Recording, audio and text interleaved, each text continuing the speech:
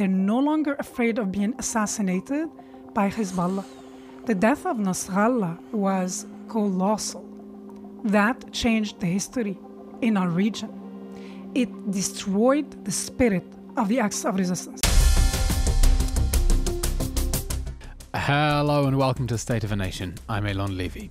The world is watching in shock and cautious hope at the dramatic and unexpected developments in Syria. After decades of brutal oppression under the Assad regime, and after nearly 14 years of civil war, a seismic shift has occurred. Assad is gone. The new ruler of Syria, rebel leader Abu Muhammad al-Jolani, head of the Islamist militia Hayat Tahrir al-Sham. Until just a few days ago, the US government had a $10 million bounty on his head for information on his whereabouts, a reward that is now completely useless now that he's holding meetings with world leaders at the presidential palace in Damascus. Syria is one of the 7 fronts from which Israel has been attacked over the October 7th war. The Iranian regime used it to manufacture ballistic missiles. Israel just declassified footage of a stunning ground operation to blow up one of those underground factories. The Ayatollahs also used Syrian territory to transfer WMDs to Hezbollah in Lebanon. And Israel responded. It responded to the fall of the Assad regime by seizing this strategic moment of opportunity. It bombed the regime's chemical weapons and WMDs to stop them from falling in the hands of jihadists. Thanks to Israel, jihadists don't have Assad's navy. That's part of how Israel is keeping the world safe, and you can thank us later. Israel also sent forces into the buffer zone that was patrolled by UN observers. Patrolled until those observers were attacked by armed gunmen and the IDF stepped in to protect them.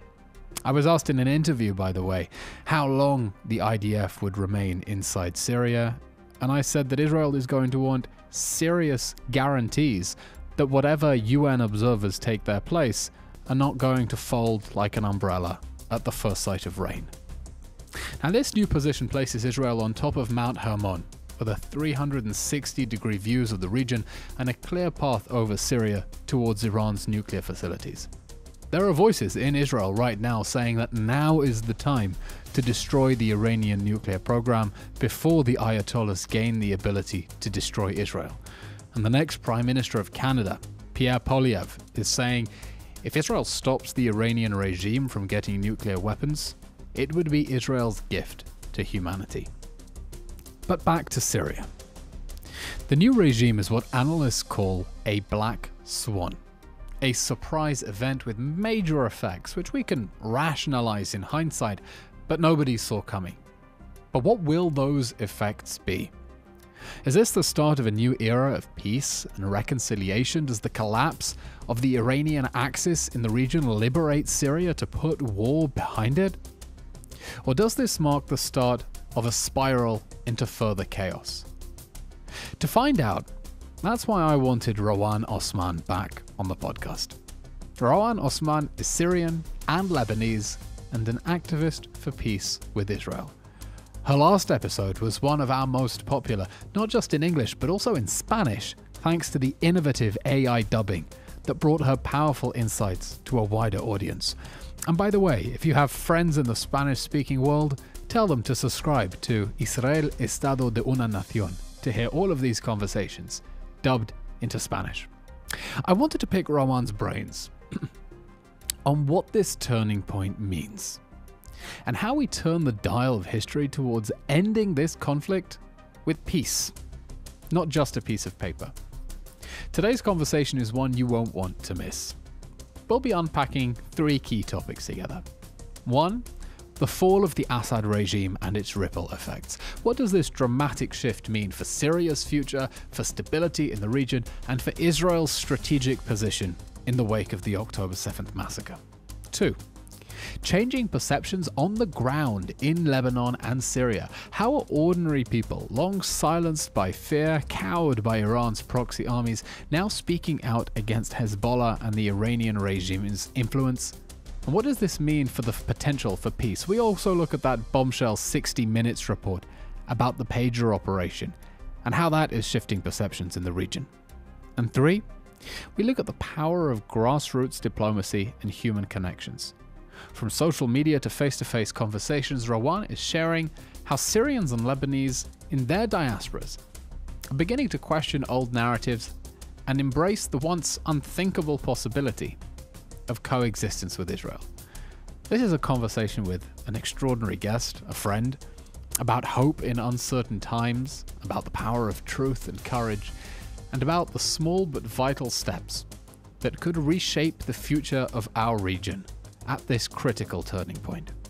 Let's dive between the lines and beyond the headlines. Breaking news out of Israel this morning. Shocking hostage taking. Hundreds of Israelis are dead. I want to bring in Israeli government spokesman. Eylon Levy. What happens when the 4-day pause? How do you resolve this? Where does this go?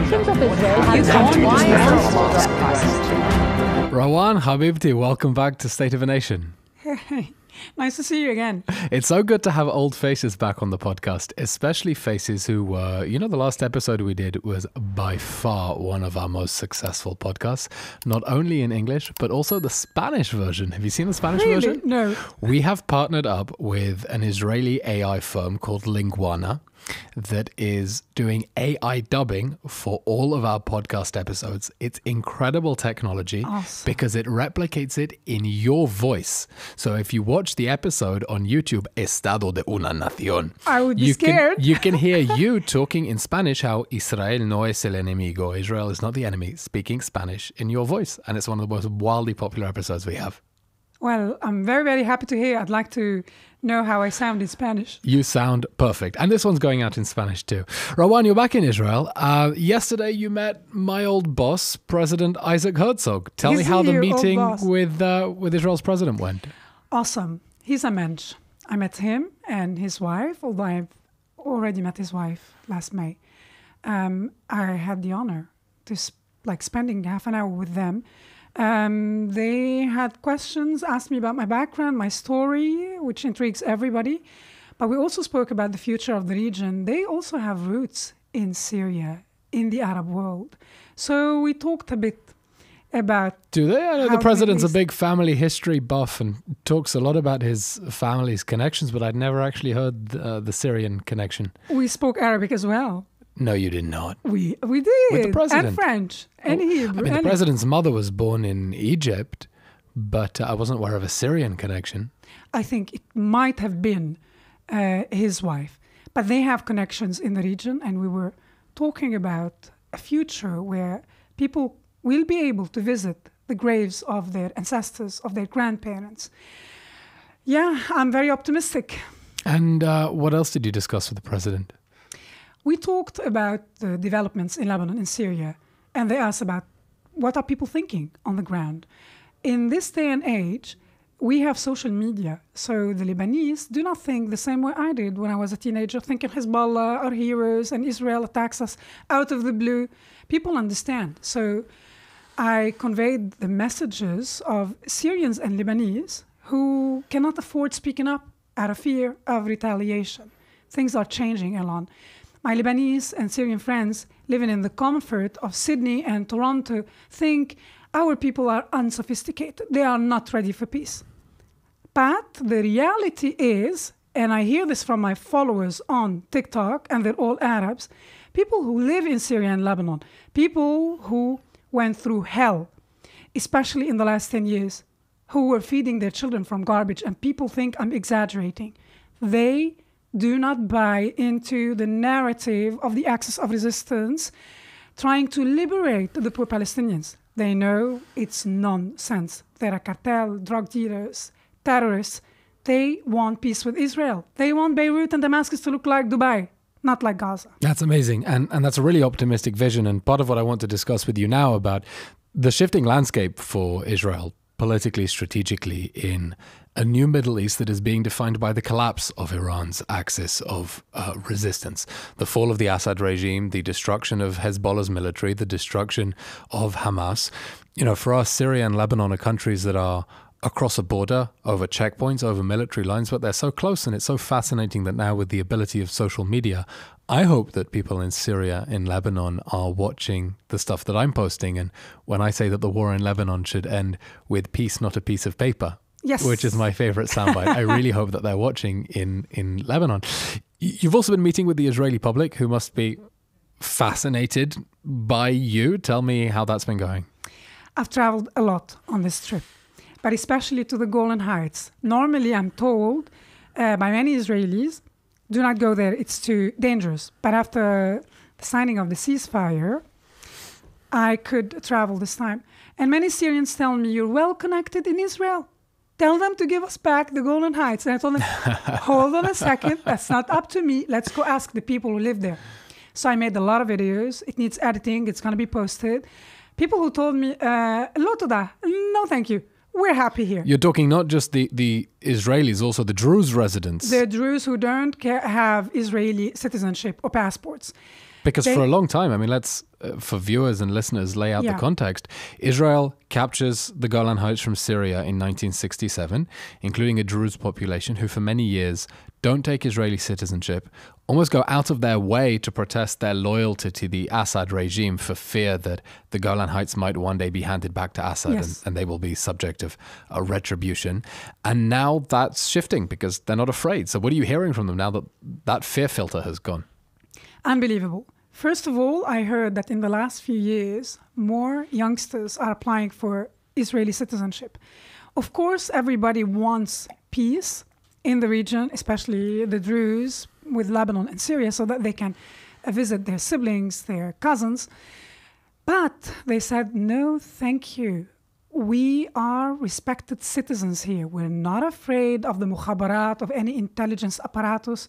And we have the very basics, medical insurance, a pension system. They showed me in one village called Ain Qanya. It's unbelievable. The head of the municipality there, he showed me the projects that are financed by the Israeli government, schools, stadiums. He's an athlete. He went to championships around the world, and he has such a vision, and he inspires the young Druze, but also Muslims. He showed me a village called Ghajar, Alawite. They wanted to become part of Israel. So I heard a lot of experiences. I also met a lady called Nadia. She's Lebanese. She married to the Golan Heights. She has family in Lebanon, and she's saying, it's absurd. We always had to travel to Turkey, to Cyprus to meet. So, inshallah, B'ezrat Hashem, I'll be able to visit them, and they will be able to visit me if we sign peace deals. The question is, will the peace deal will be with Lebanon first, or will it be with Syria?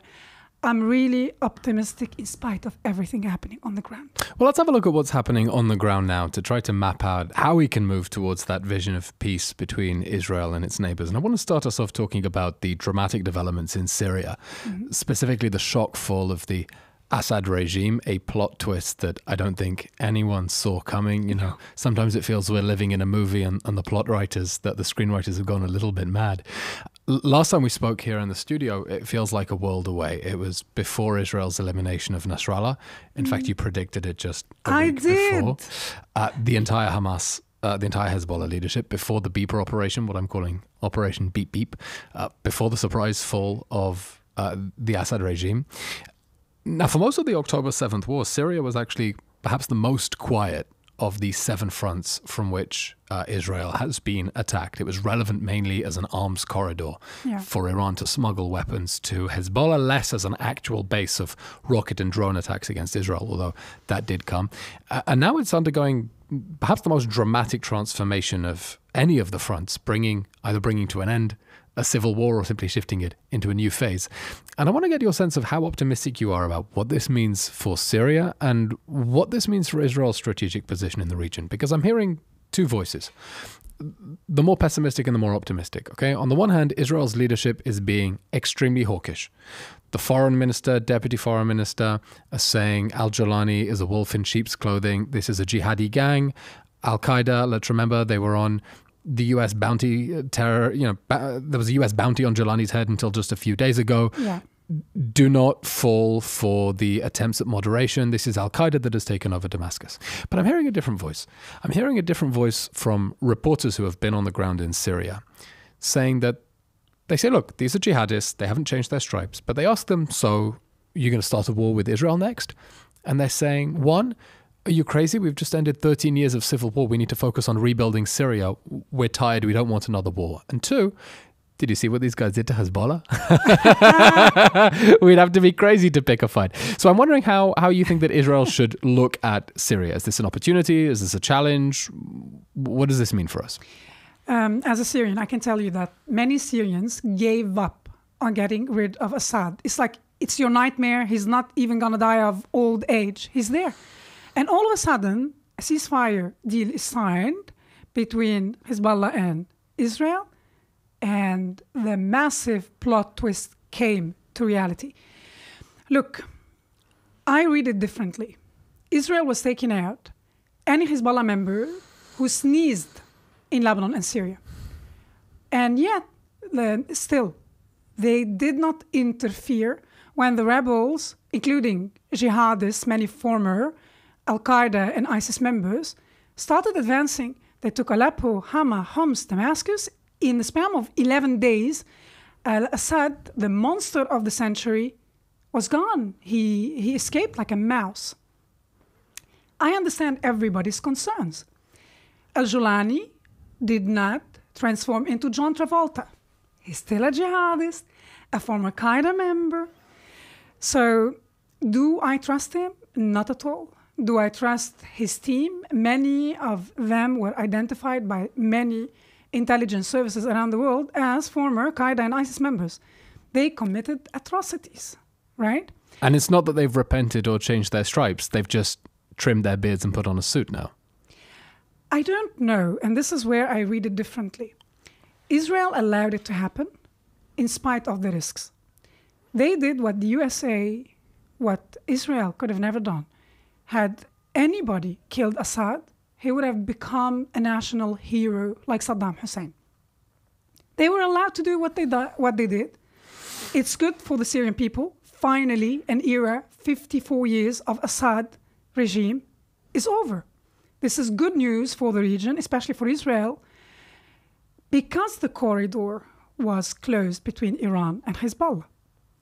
Now, is this good news for the Syrian people? I don't believe that al-Julani is sophisticated enough to have done this on his own. A lot of people are monitoring the situation in Syria and helped realize what al-Julani and his people, these guys, did. They did not. They avoided bloodshed. We have to be realistic. This is why the Syrian people are happy. They did not kill Alawites, Christians. They appointed a Christian patriarch as the mayor of Aleppo. Now, they arrived in Damascus, and they promised... Of course, lack of bloodshed because the Syrian army collapsed. I mean, he gave up Damascus without a fight. But they did not slaughter people on their way in, like Alawites. Of course, there is a vendetta between the Syrians and the Alawites. Not all of them were involved with Assad, but the majority was. Are we not seeing revenge killings, the takeover of Alawite areas? These are individual cases, and I say this because I know what's happening on the ground, from people on the ground. This shouldn't happen. When you see lynching, and this is not, it looks awful, but these individuals are responsible for the disappearance, for the torture and the murder of thousands. And they were nasty. But this is not acceptable. Arrest them, put them in prison, and let them go to court. And this started, like there was a wave of arrests in the last few days. I'm saying that now what's more concerning is that they promised to hand over to an elected leadership by March. Now, the tone changed completely in the last few days, where al-Julani is saying elections might take a few years, a new leadership will come after a few years, a constitution needs years to be developed. What are you talking about? Are you fit for governance? Let's not forget, he did not change his style, and he's not pretending, even if he trimmed his beard. He still asked the CNN reporter to cover her hair, and she accepted, which is a no-go. So I'm worried. However, I'm not as worried as the Israelis who are thinking that Syria is the new Afghanistan. No, you cannot compare Syria to Afghanistan or to Egypt. I don't think we need to think that somehow they've changed their spots to think that there's a strategic opportunity for Israel here, for Syria to be at least a neutral state, right? Because nasty jihadists as they may be who've taken over Damascus, they have no interest in allowing the Iranian regime to maintain a military presence in Syria, in allowing Iran to use it as an arms corridor. And so maybe there's an opportunity for Israel to reach an accommodation, a modus vivendi with the new regime in Syria to say, look, we've established this buffer zone along the Golan Heights. You stay away from the border. You don't let the Iranians use your territory, and we'll have non-aggression, at least, if not peace immediately. It was helpful for everybody that Israel demilitarized Syria swiftly, because these buffoons, some of them are buffoons. Let me just explain. When you talk about Israel demilitarizing Syria, we're talking about the astonishing wave of airstrikes in the days after the fall of the Assad regime. Destroying the military when Israel infrastructure. destroyed Assad's navy, destroyed his weapons of mass destruction, his chemical weapons, to stop them falling in the hands of the jihadists. You're saying this is a positive thing for Syria? Absolutely. Who would stop jihadists from using chemical weapons against the Kurds, for example? The world owes the Kurds big time. Men and women, they fought ISIS. We owe them, and we don't repay them by allowing jihadists to slaughter them, which is one of Erdogan's wishes, and the world has to interfere. I don't know what the future might bring, but I think one way for the Kurds to avoid what Erdogan has in mind for them would be to remain part of Syria, but to seize the opportunity and try and demand from the new leadership that at least in the regions, Kurdish becomes an official language, and why not, as well as Syriac for the Christians. Imagine the same way we see signs in Israel written in Arabic, Hebrew, and English. Imagine a Syria where the official languages are Arabic, Kurdish, and Syriac, and why not? Will the Syrians seize this opportunity to build a model in the Middle East that might inspire Lebanon, that might inspire Iraq, because these countries consist of many minorities. They are diverse. And we're actually seeing Israel is saying it doesn't want to interfere in Syria's internal affairs at all. We're taking this buffer zone. Apart from that, we're not interfering. But actually, we are hearing noises from the Israeli leadership flagging up internationally the need to protect Syria's minorities. Just the other week, Foreign Minister Gideon Saar spoke about the need to protect the Kurds in Syria. And in fact, just minutes before we started recording this podcast, I saw he released a tweet. Foreign Minister Gideon Saar spoke with the Foreign Minister of Greece and says that he underscored the need to urgently safeguard Syria's minorities, including the Kurds, Alawites, and Christians. And I'm wondering, do you think that this is something that Israel should be getting involved in at all, the fate of Syria's minorities? I mean, does this help or does this hinder? No, I think it helps. It is a fact that Israel is the strongest player in the region today, and they've proved their superiority, especially after the beating Hezbollah took in Lebanon. Did you see that the Druze in southern Syria held a referendum and they voted unanimously, saying we'd like to be part of Israel? This is unbelievable. Now, this is a massive plot twist. People were afraid of saying Israel. Yeah, no one imagined that Sinwar launching a barbaric invasion on October 7th would end with parts of Syria trying to secede and form a union with Israel. It's wild, absolutely wild. But also crazy, while Israel talks about this being a temporary buffer zone, in what constellation can Israel possibly cede territory if the local population is saying, no, don't leave us, without effective guarantees for those minorities? Doesn't that open a door and require that Israel communicate with the Syrian leadership? But can Israel communicate with former Qaeda and ISIS members? I think if they're not going to go, if this is the reality in the region in Syria now, I don't know if Israel should communicate with them, but that would help. They shouldn't leave the ground for the Qataris and for the Turkish. Sure, because the Qataris and Turks have been playing a really destructive role in the region as two of Hamas's biggest patrons. One of the guests we've had here on the podcast, Seth Fransman from the Jerusalem Post, makes the point that what empowered Hamas was not necessarily the backing of the Iranian regime, but the fact that it received support from two Western allies, from a NATO member, Turkey, from a non-NATO US ally, Qatar. That was what gave Hamas the feeling of invincibility, not the Iranian regime. And these appear to be two of the players that may benefit most from the shift inside Syria, and Israel will find the need to stop them using that as a base for hostility to Israel. But I want to get your sense actually of this character, al-Jolani, popped into our lives seemingly out of nowhere. I was asked a question about him on Times Radio in the UK the other day that I wasn't sure how to answer, and I want to get your take on it. They said al-Jolani means the Golani, right? His nom de guerre is Golan. What is this going to mean for Israel's control of the Golan Heights that it captured back in 1967? Is this a man who, what's his connection to the Golan Heights? Does he think that he has some sort of goal to reclaim the Golan Heights for Syria? How should we deal with this ominous moniker? Indeed, I also thought, why is his nom de guerre al-Golani? And when he says that we are not going to allow anybody to use Syrian ground to attack Israel, I thought that's promising. So maybe he's serious about... And he said Israel. He didn't say the Zionist entity. Exactly. That was promising. But now he's saying a constitution doesn't take 2 months, as he originally thought. It might take 4 years. Rawan, do you know how long Israel's been working on a constitution? Oh, I know. You know our Declaration of Independence promises a constitution by October 1948. Don't give them ideas. 8 or 9. He promised elections. And now he changed his mind, so I hope he doesn't change his mind about Israel. But let's be realistic, jokes aside. He saw what happened to Hezbollah in Lebanon.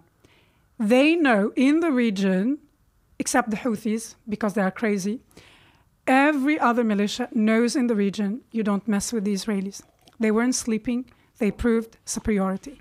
So he wouldn't be that stupid. And I think, as I said, it's not his doing. This was an orchestrated, swift move which ousted Assad. What is the future of Syria? If they are clever, and he sounds very pragmatic, if they are clever, they should open a channel with the Israelis. Will the Israelis be ready to talk to them? I don't know. I would hope that we have at least back channels through spy agencies or intermediaries, but quite apart from the question of dealing with the leadership, there's the question of dealing with the people. Yes. And one of the most dramatic and overlooked chapters, perhaps, of the Syrian civil war was Israel's Operation Good Neighbor, where for the duration of much of the civil war, Israel took in thousands of Syrians into Israeli territory for medical treatment, sent in humanitarian aid, flour, meat, medical supplies, you name it, into Syria. And I wonder, now that Assad is gone, what do you think the legacy of Israel's humanitarian aid operation in Syria is? Did it buy us goodwill, an understanding that Israel isn't the enemy, a desire to pick up where we left off because those relationships couldn't be pursued during the civil war? What basis is there for Israel to speak with Syrians? I met on this trip the officer who was in charge of this operation. Eyal Dror? Yes. And I told him what I translated his book about the operation. Really? Yes. It hasn't come out yet. But. And I told him what to him was a nice surprise. I know many Syrians in Europe who refused to partake in demonstrations, anti-Israel demonstrations, supporting Gaza, because they were treated in Israel. There is a ripple effect to kindness. This is why, and he was present at that event, I told the people who came to see me, to meet me, what do you think about sponsoring a Syrian family? If an Israeli family sponsors a Syrian family, $100 makes a huge difference. And we're not creating parasites. We're not operating like UNRWA. We're telling them, I'm supporting you until you stand on your feet, because we believe you will stand on your feet. It would be really interesting to do it for 3 or 6 months and to see who in Syria would accept to take the money. And this is not official. This is humanitarian. And we will ask, I don't know, maybe a church to be involved, whoever agrees to transfer this money. And we can start planting seeds. And I do believe that this can change the situation between the people, because You mean that Israel should now send humanitarian aid into Syria? Not officially. I just asked people who were sitting there, what do you think about this idea? And while I was speaking, people started raising their hands, and I said, questions at the end. And they said, no, I don't want to interrupt you, but I just want to say, you have the first family. You have the second family. You have the third family. That was unbelievable. Israelis who want to contribute to Israelis Syria. who said, yes, I'm sponsoring a Syrian family. Find me one. That's amazing. So this way we can start building bridges. Small bridges, but we can build on that. You know, I've been thinking a lot during the fall of the Assad regime about the tragedy of Syria's minorities and the Middle East minorities. I look back, you know, when the French built Syria into a modern state, originally they had a bunch of different mandates. There was the Christian mandate that ultimately became Lebanon. There was a little Druze microstate. There was an Alawite state on the border. There was a state of Aleppo. And they merged them all together into this chimera called Syria.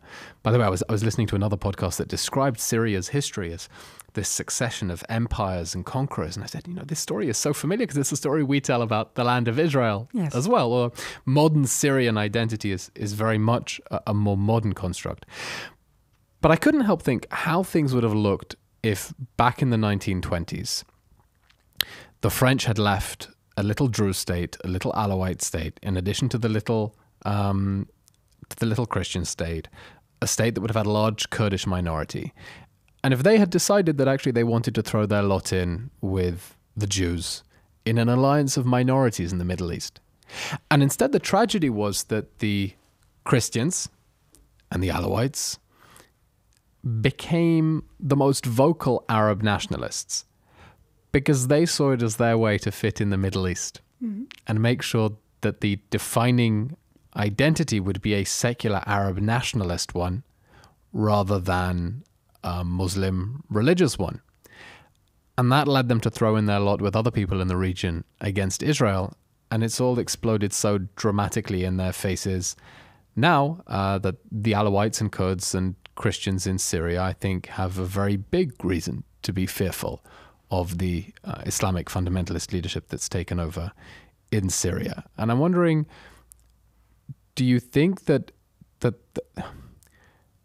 there's any introspection, any soul searching about whether it was a terrible mistake to have thrown in their lot with pan-Arab nationalism, and that they should build those bridges with Israel, the Jews, and other minorities in the Middle East, now that they see that experiment with pan-Arab nationalism has led them to disaster? Indeed. And you hear many voices, especially in Lebanon on the news, where the margin for freedom is much bigger than in other Arab countries. People talking about this myth, the nationalist narrative that fell apart because we are not alike. The Gazans are not like the Lebanese. The Gazans are not like the Syrians. So this idea of we're all Arabs and we have one cause, we have everything in common. No, we do not. Our histories are different. Our goals, our visions, our culture even is different, although the region was Arabized and Islamized. And especially in Syria. Syria, I heard some so-called experts in Israel comparing Syria to Egypt. Egypt has a vast Sunni majority. Syria is completely different. We don't have accurate numbers due to the civil war, but we know that 60% of Syria today is roughly Sunni. And the rest are minorities. We have Druze, we have Kurds, we have Christians. Even among Christians, there are different minorities. But let's go back to the Sunni, 60%. Most of them are secular, because the two taboos you don't talk about during al-Assad regime, politics and religion. So they are afraid of... Most of Syria is secular? Most of Syria is secular. You have the How are you defining secular, though? Secular means they're not sectarian, unlike the Lebanese who went through a horrible civil war. In Syria, they were afraid. You don't talk about religion, you don't talk about politics. I'll tell you why they're afraid of talking about religion. Back in the 80s in Hama, there was this tendency towards jihadism, and al-Assad bombed Hama and Homs. The estimates are 40,000 dead. He just killed everybody in Hama. Christian, Muslim, jihadist, non-jihadist, he just killed everybody. So people This was back in 1982, right? Yes. Yeah. So in Syria, you don't mention politics because that's the realm of Assad. You don't talk about religion. You don't grow your beard because you might be suspected of having tendencies towards jihadism. So the country is secular. And if you don't believe me, remember, bear in mind that millions of Syrians were displaced and they had to leave the country. These refugees, millions of Syrian refugees who live in the West, became secular. Of course, I'm aware, I live in Germany. Many are extreme. They have extreme views if they frequent specific mosques. But in general, people had a brilliant experience. They studied in the West. They learned so many different languages. Remember that there was a wave of exiled Syrians or Syrians who left voluntarily. They acquired skills. They're secular. And they have seen different models. They've seen what diversity means and that it's possible. And today, as they build friendships with people regardless of their background, also with Jews, they are saying, hold on a second. We don't need to eliminate anybody in Syria. It's actually this diversity that is our wealth, and we can build upon it. How do we build on that? How do we convince Syrians living in Syria and in the diaspora in Europe as well that we're not their enemy and we're not the bogeyman that they told them about? And there is no reason for there to be enmity or hostility or animosity between us, and that we should have peace and we should have good neighborly relations. Towards the end of the war in Lebanon, I wanted to know what the Lebanese and the Syrians are thinking. I was truly wondering, do they think like I used to when I was a teenager? So I built a TikTok account, although I had given up on that platform because it is the most anti-Semitic on social media. And I started posting videos in Arabic without English subtitles. I did not want any Zionists, any Israelis, no fans there complimenting me. I wanted to know what the Arabs think if they see me wearing my Magan David talking about peace with Israel. And I was surprised. Those who live in Syria and Lebanon say, Hezbollah, what have they done to us? The country is destroyed because of them. Lebanon became a failed state because of Hezbollah, because of an Iranian agenda. The Syrians in Syria... Because of the Iranian regime agenda. One of the most common... Islamic regime. People always correct me. The Iranians protest. They say, don't say Iranian. My social media is full of some... I mean, sometimes brave. I say Iran just because Islamic Republic of Iran is such a mouthful. It's shorthand. But Iranians get really angry on social media that you say Iran. So the Islamic regime in Iran has an agenda that destroyed a region. And I'm not talking about 10 comments. I'm talking about thousands of comments. In a span of 2 months, I had more than 40,000 followers. And in the video insights, I see where they're commenting and watching from. They're in the region. And they're saying, since 2011, what happened to us is unbelievable and the world was indifferent. We did not see protests on the streets in the West. We did not see anybody on universities in the USA dying for us, protesting, saying, hello, he used chemical weapons. Assad, and it's not a rumor, used chemical weapons against his people.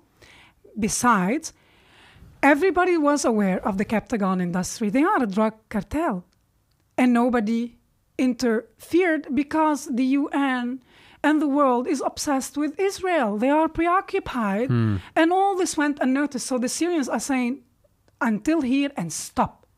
If we got rid of Assad after 54 years, you're not turning my country into Afghanistan. And I don't want the Iranian influence, the influence of the Islamic regime in Iran, in my country anymore.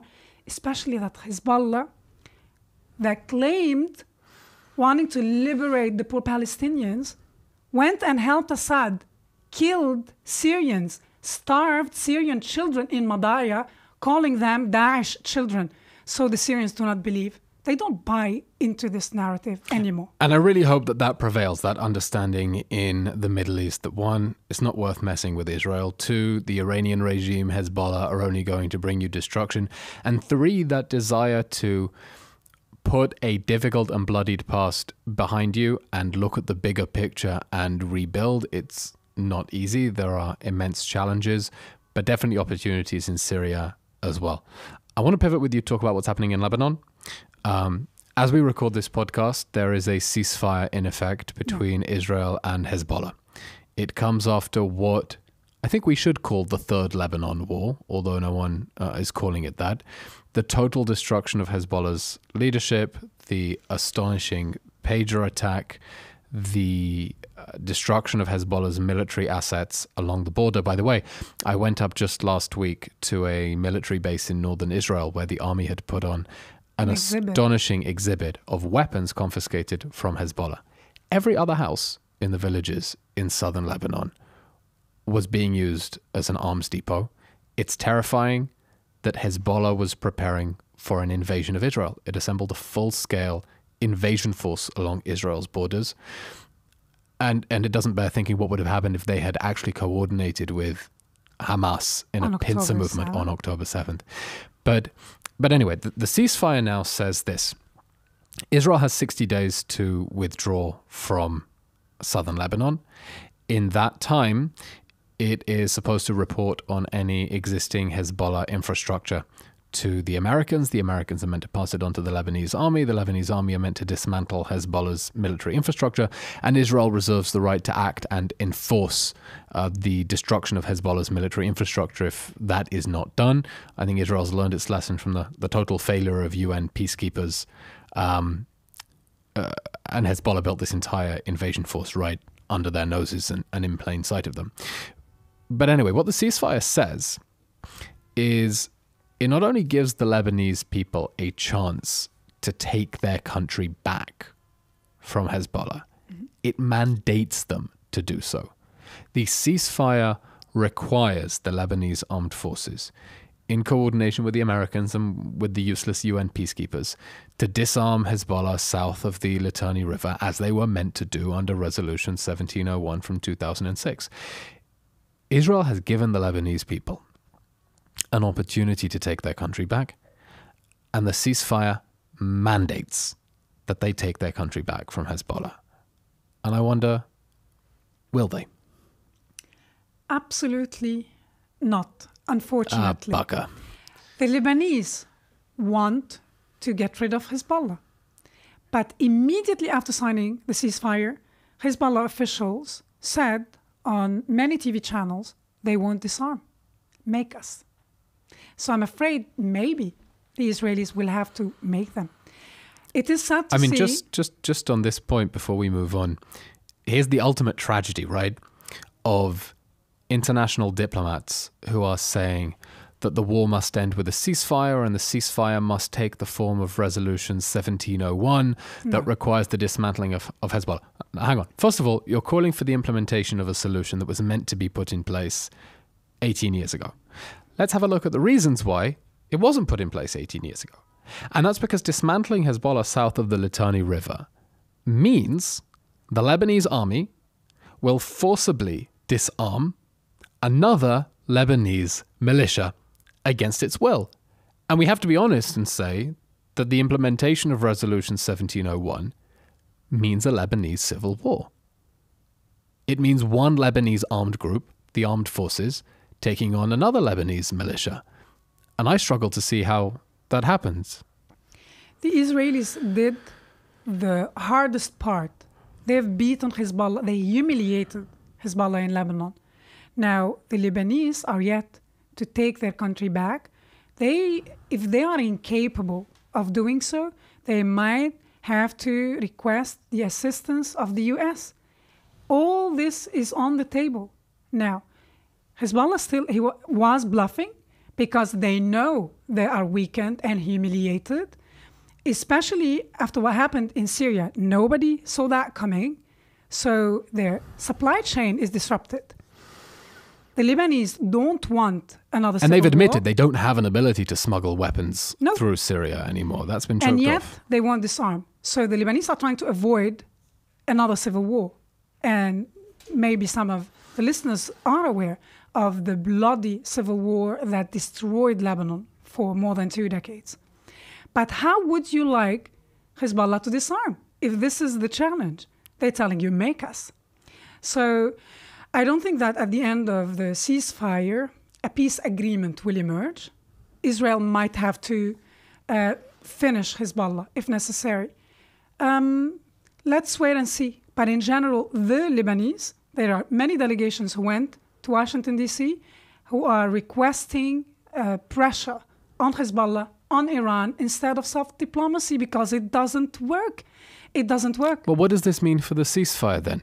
If we're saying that the ceasefire requires one Lebanese armed force to dismantle another Lebanese armed force, and that's not going to happen because Hezbollah, on its knees, having lost its eyes and fingers, is still saying, make me. Yeah. What does that mean for the ceasefire and Israel's ability to withdraw from southern Lebanon if the Lebanese aren't going to dismantle Hezbollah, UNIFIL's not going to dismantle Hezbollah? Are we going to have to continue the work? I think so. Oh, bugger. It is sad that the world is not joining forces to help Israel in its mission, because Israel is doing the entire globe a favor by weakening the so-called axis of resistance, resisting modernity and our Western values. Why is the world watching? I don't know. Maybe they are assisting Israel under the table. Maybe the new American administration will help. I think I know why. Tell me. I think the West is happy for Israel to do its dirty work for it because they know that Israel will. Because they know that push comes to shove, Israel will destroy Saddam Hussein's nuclear reactor. Push comes to shove, they destroyed Assad's nuclear reactor. Push comes to shove, they stopped jihadists from getting their hands on Assad's chemical weapons, and they abducted Eichmann from Argentina and rescued the hostages from Entebbe. All things that the United Nations condemned, of course, because these are serious violations of the international order. But they know that push comes to shove, the Israelis are going to do what they have to do to keep themselves safe, helping the rest of the West. And so why get your hands dirty in helping them or supporting them when you know that the Israelis are going to do the dirty work keeping you safe, and you can issue a stern condemnation or silence, but they're going to do it anyway. So why get your hands dirty? That's my sense of why the West likes to hang Israel out to dry a little bit. Definitely. And it reflects cowardice. You owe the people in the region to try and help Israel. If you don't care about the Israelis, help the Lebanese, because this is the scenario we're facing. The Lebanese army will have to forcefully disarm Hezbollah, and Hezbollah saying, make us. Now, the new Secretary General, the one who's still alive, promised to distribute... Secretary General of Hezbollah. Promised after the ceasefire... about as much a supporter of terrorism as the Secretary General of the United Nations, but that's a... Oh, thank you for the clarification. Promised a lot of US dollars here and there, and compensations for the destruction, for the displacement, for this, for that. I don't know how he's going to pay them, especially as the tap was closed. No more Captagon, no more arms. I don't know how they will sustain their people. I predict that we will witness a schism. We will witness a war within Hezbollah because people started complaining. When is my money coming? People are cold, schools are closed, people are mutilated, people need treatment. It is a very, very sad situation. And it's all on Hezbollah because they continued provoking Israel for over 11 months, and the world did not give Israel a golden star for showing restraint, for opting for a diplomatic solution, unlike what they've done in Gaza. The world had its chance to rescue the Lebanese, and the world was indifferent. Interesting. So you think that actually, as a result of Israel doing the dirty work of fighting Hezbollah, which the Lebanese army didn't want to do, the UN didn't want to do, no one wanted to do, because they're happy to let the Israelis do the dirty work. As a result of all of that, and choking off Hezbollah's financial lifeline, its weapons shipments, you'll see the residual organization basically crumbling under the financial pressures of running an organization that's been cut off from its supply lines and its money? At the end of the day, you want to feed your children. They're unable to do that. You want a roof. They are so weak. I do believe that this organization will collapse because of internal bickering, because people are starting to complain. And I don't think the new and tough Secretary General of Hezbollah has any solutions in hand. On my way to Israel on the 19th of December, I was reading on the plane a report saying that Iran is shutting down schools. They can't afford electricity. You cannot afford electricity, yet you want to destroy Israel, the West, and the USA. Give me a break. Outrageous are things they're willing to expend energy on. Rawan, I want to get your take on the astonishing beeper attack that I've been saying is not only the most precise attack in military history, it's the most precise attack in military future. Yes. Yeah, surgical is a grim way to put it. An attack that caused thousands of personal devices to explode simultaneously, designed so that you have to press 2 buttons and hold it up to your face in order to read it, so that the blast radius would take out only the person reading the message, sold to Hezbollah through a series of straw companies. And the reason I want to flag this up now is that there has been a lot of talk about Mossad's decision, unprecedented, I think, to give an interview to 60 Minutes in the United States, talking about this attack. And let's take a listen, and then I'll tell you why I want to discuss this. A short clip. The aim, it wasn't killing Hezbollah terrorist. If he just dead, so he's dead. But if you're wounded, you have to take him to the hospital, take care of him. You need to invest money in efforts. And those people without hands and eyes are living proof, walking in Lebanon, of don't mess with us. They are walking proof of our superiority all around the Middle East. Mutilated Hezbollah fighters, walking embodiments of the message, don't mess with Israel. Tell me what the psychological impact has been of the beeper attack, what some people are calling Operation Grim Beeper in Lebanon. I can tell you that everybody in Lebanon watched that episode of 60 Minutes. They were shocked at the stupidity of Hezbollah. You want to destroy a country thinking you are equal or you might be able to take them down, and the mistakes you committed are unbelievable. And the way it was done, executed, because we have video footage, the beeper operation killed only Hezbollah operators. They tried to avoid killing their children and their wives, as was said in this episode. So this is why I call it surgical. Everybody was talking about what Israel was doing in Gaza. This is collective punishment. So this time it was so accurate, and the world still complained.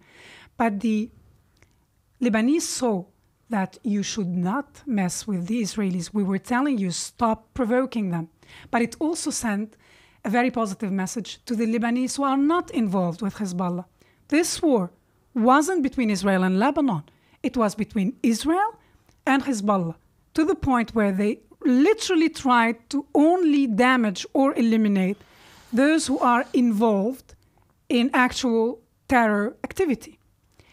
When the Lebanese see what happened to those who lost their fingers, their eyes, they felt a lot of sympathy, because the initial reactions were like, no, Schadenfreude, you shouldn't express that. This is so sad. But you're saying the original reaction was people were gleeful and then felt guilty that they were feeling gleeful. The original reaction, some people thought, yes, especially the Syrians, remember what you've done to our children when you starved them. Remember that you helped Assad against us. The Syrians. The Lebanese were sympathetic, thinking, no, this is not the time to express Schadenfreude, because look at what happened to them. But it is because of Hezbollah that the Lebanese said, you know what, you deserve it. Because they went on TV channels saying, we will do this to you. How dare you express Schadenfreude? We are superior. We will destroy you. You're saying Hezbollah was threatening Lebanese civilians who were expressing Schadenfreude. Or saying, it's because of you. It's your fault. Why like we told you many times, stop provoking the Israelis. And because Hezbollah started threatening the Lebanese, the Lebanese said, you know what? Maybe you deserve it. You asked for it. It's on you.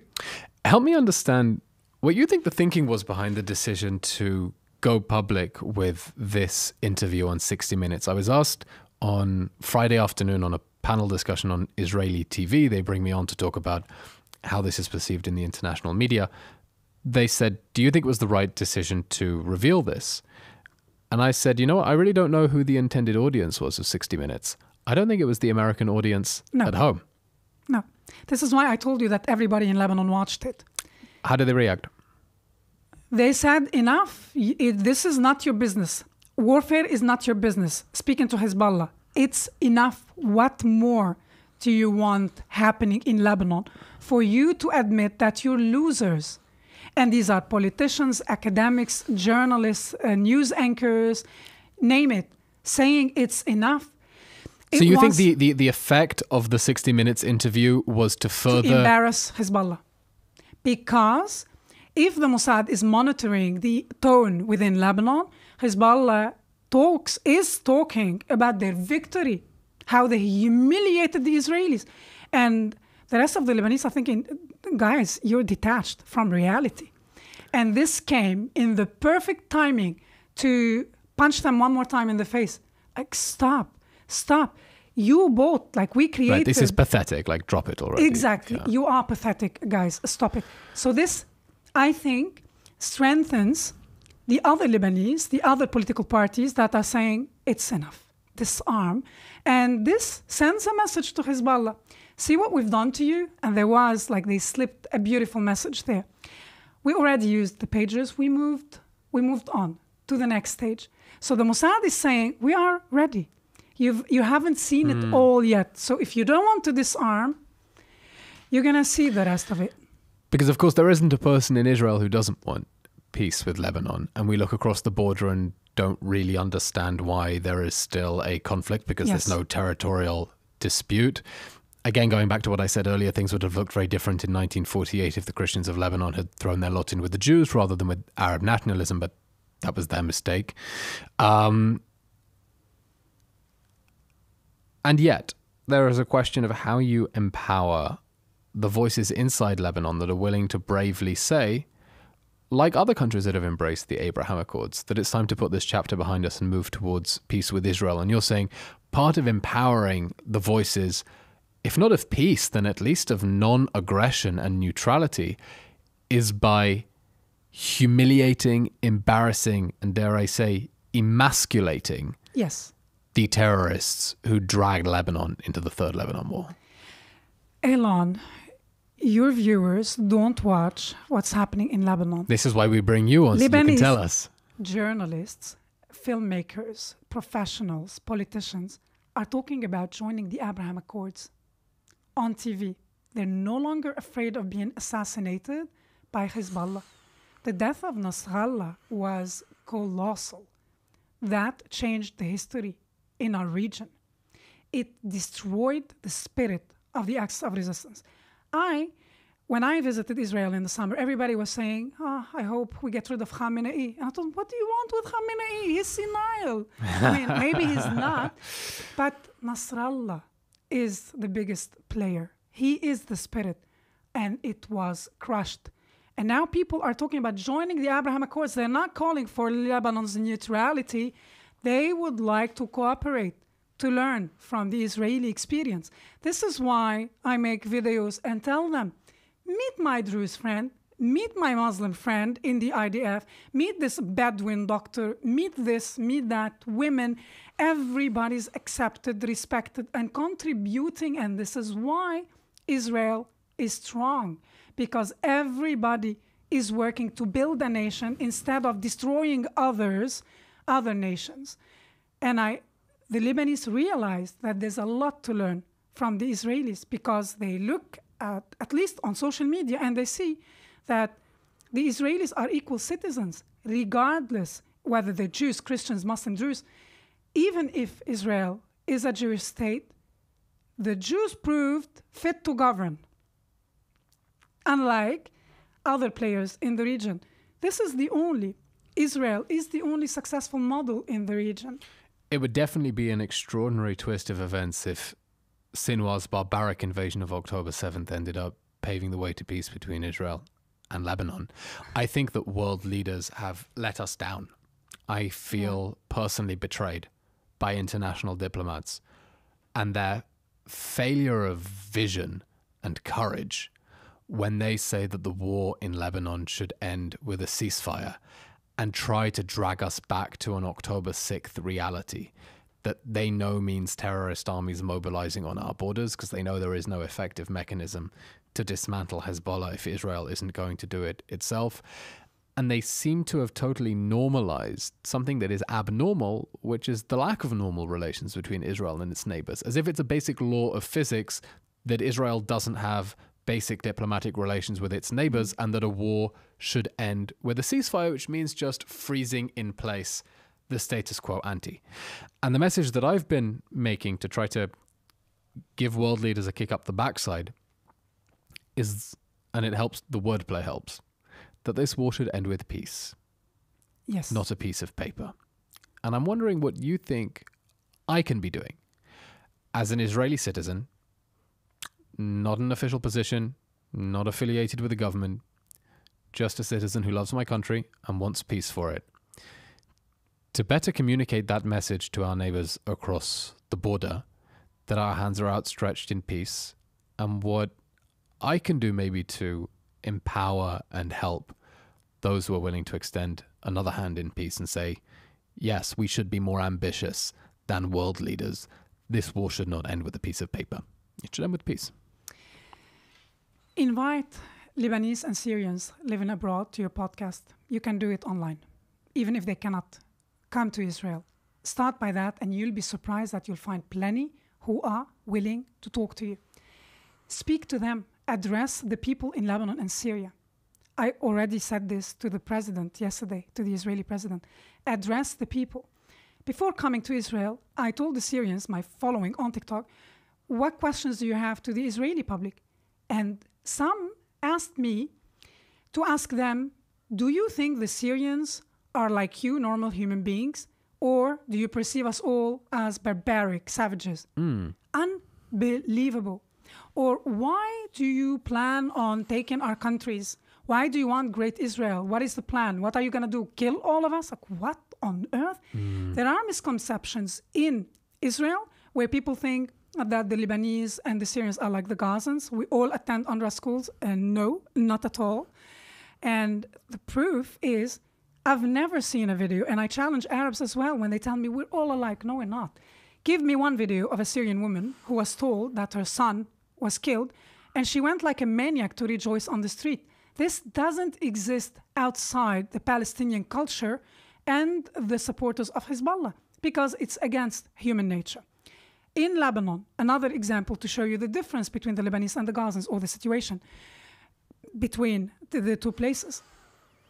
Last week or the week before, warehouse belonging to the Lebanese university was used to store weapons for Hezbollah. And as soon as the university learned about this, they said that the locks were broken. They called the Lebanese army and everything was confiscated. And the Lebanese university issued many statements saying we have nothing to do with it and we are very concerned for the safety of our students. Now imagine in Gaza, imagine that you don't particularly like Hamas and you wanted to report that there is a rocket launcher now in your backyard. Who can you report to? A terror organization is in charge in Gaza, and this can never be allowed again. Now, every Israeli social media I thought was useless and a waste of time, but social media gives each one of us a platform for free. Address the people there and tell them, share with them your vision for our future in the region. Rawan, there's a sense in Israel that, we're willing to talk, but people don't actually want to listen to us, or at minimum they would be afraid. Do you think there are many Syrians and Lebanese in the diaspora who would feel safe and comfortable appearing on a podcast with not just an Israeli, a former government spokesman, or is there still a fear barrier that they wouldn't overcome just yet? You will be surprised. Start. Okay. paving the way. Asha, let's. I'm talking to my producer here. Asha, let's make a note. We're going to do some podcasts with Syrians and Lebanese in the diaspora. I'll connect let's you make with it some happen. people. And I would like to add one last thing. It's funny you say that the world accepted the status quo and you are disappointed. I'm disappointed as well. And in Europe, when I'm at a conference, if an academic or even a politician says, this is our vision for the coming years, it's realistic. We're not going to solve, it's not like the Middle East problem. And I always raise my hand, I always interrupt, and I say, not funny. Not funny. You think it's impossible to solve the Middle East conflict. Back where I come from, it costs people their lives. It's not funny. We have a moral obligation to try and solve this issue where I come from for my people. And when I say my people, I mean the Israelis and the Lebanese and the Syrians. We deserve better. The Iranians deserve better. The Yemenites deserve better. The Iraqis deserve better. We have a moral obligation to end this nightmare. Yeah.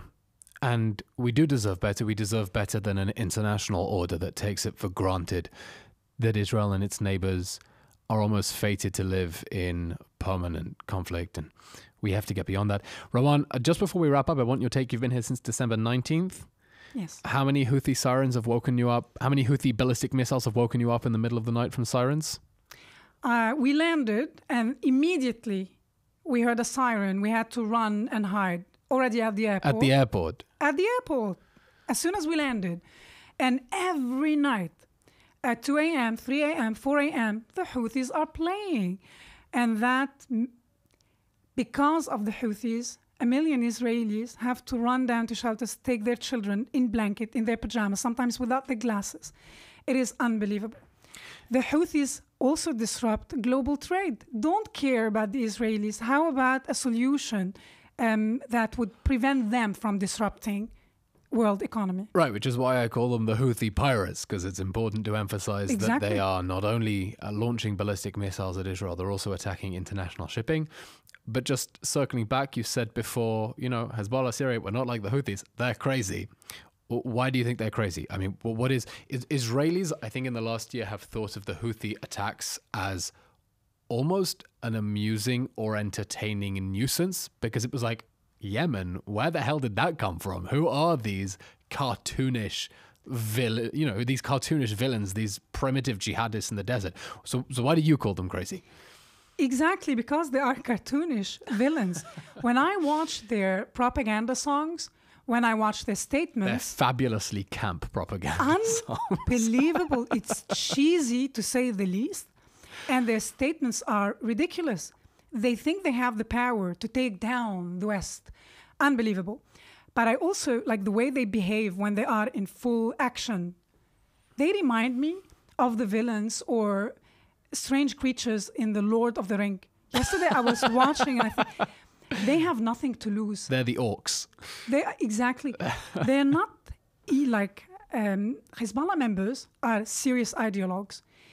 If they invade Israel, they are incapable of doing so. But they would never stop to rape anybody.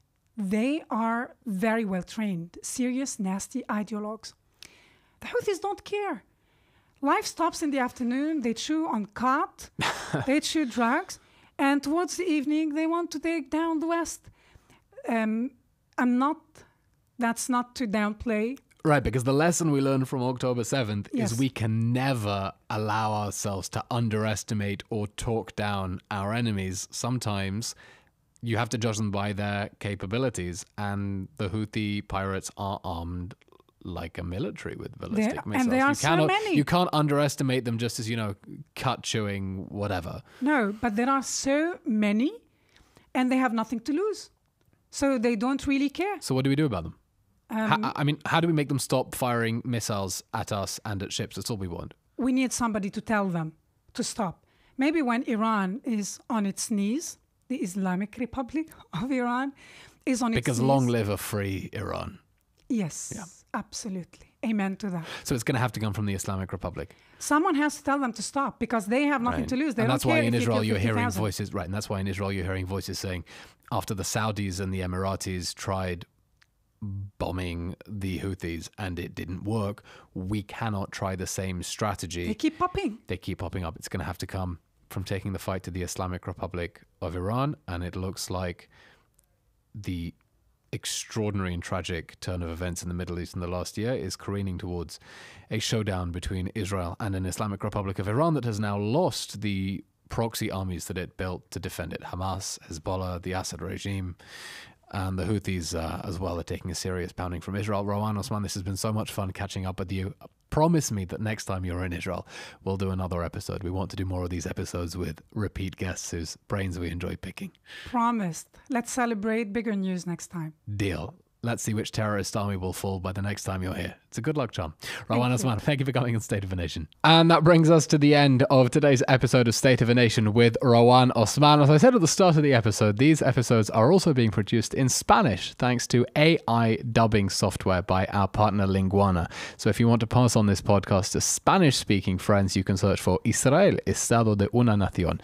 You can see the old episode with Rawan there, which is one of the most wildly popular episodes. As always, if you enjoy these episodes in English or Spanish or whatever language, please do subscribe on YouTube, Apple Podcasts, Spotify, wherever you get your podcasts. Give us a like and a follow on social media platforms. We're on Twitter, we're on Instagram, we're everywhere because we're trying to get the message out and a different narrative about a new Middle East that is possible without the low expectations of world leaders who have let us down. These wars have to end with peace, not a piece of paper. I'm Eylon Levy, and thanks for joining us.